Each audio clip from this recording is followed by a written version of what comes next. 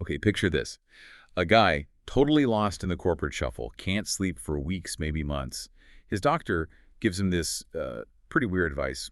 Go crash support groups. Yeah. For stuff he doesn't even have, just to see real suffering. But then this strange cure, it triggers something way bigger, way more dangerous. Today, we are diving deep into Chuck Palahniuk's, well, legendary 1996 novel, Fight Club. Right. And we're drawing from some really detailed sources, mainly from the novel's Wikipedia page.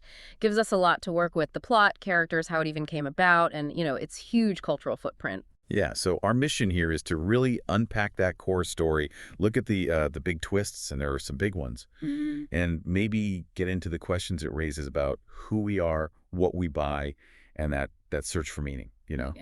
Okay, so let's get into it. Where should we start? Well, let's start with the narrator. We don't even get his name right. He's a recall specialist for a car company, soul-crushing job, constant jet lag, leads to this just debilitating insomnia. And he finds this bizarre comfort, I guess, faking his way into support groups, like for cancer, for Well, parasites. yeah, it's this desperate attempt to feel something. He wants that emotional release he sees in others. Exactly, but then Marla Singer shows up, Yeah. another faker, another tourist. Yeah.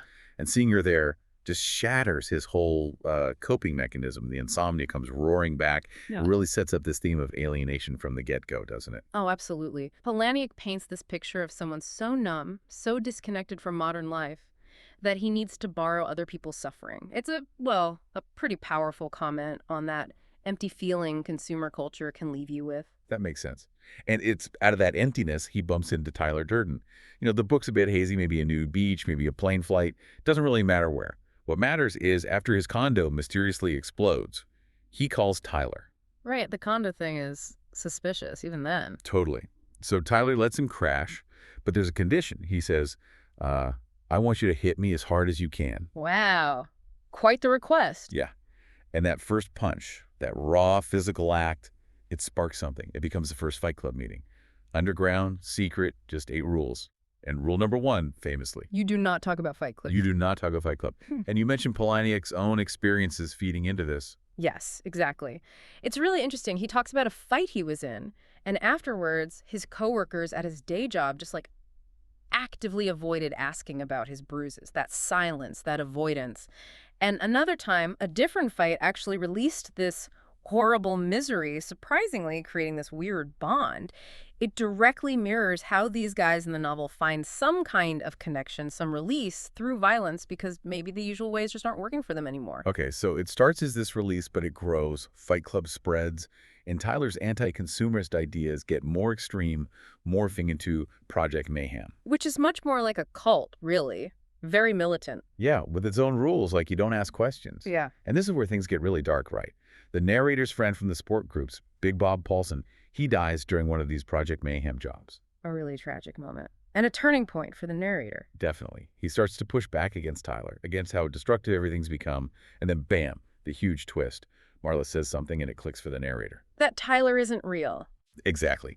Tyler Durden and the narrator, they're the same person. Yeah. Tyler is this alternate personality. He only comes out when the narrator thinks he's sleeping. He blew up the condo. Yeah. He started Fight Club. It's all him.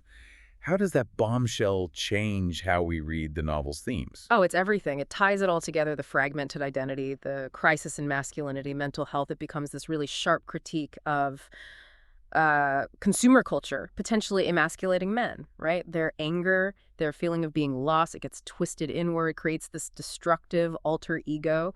That desire for destruction, it's not just random. It's like that mechanic says in the book, burn the Louvre. This way, at least, God would know our names. Wow, like wanting significance, even if it's negative significance, over just being ignored. Precisely. And some people read it as a kind of recovery text, not from drugs, but from spiritual depression, that deep, hollow feeling. And it's weirdly paradoxical, seeking connection and equality almost through the anonymity of the support groups and Fight Club. A really unsettling journey. So the end.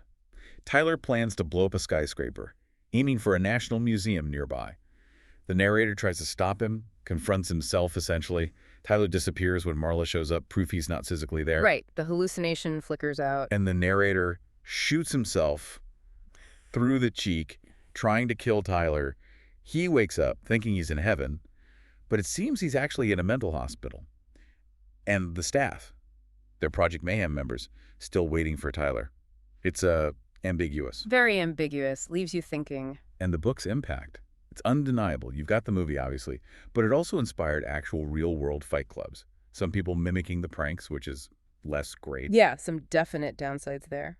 But surprisingly, it also apparently pushed some readers towards, like, positive changes. Going back to school, things like that. It's like the critique itself sparked something constructive for them. And the story keeps going, with comic book sequels even. Fight Club 2 and 3, yeah. Its hold is pretty strong. So from Palahniuk getting beaten up to this huge global thing, we've kind of walked through Fight Club's tangled plot, its weird origins, and these really challenging ideas about who we are, what we buy, and how we connect. Right. Or fail to connect. Right. So the question it leaves you with, I think, is, in this world we live in, saturated with information, with expectations, what lengths might someone go to, maybe without even realizing it, just to feel real, to feel known? What parts of society do we just accept?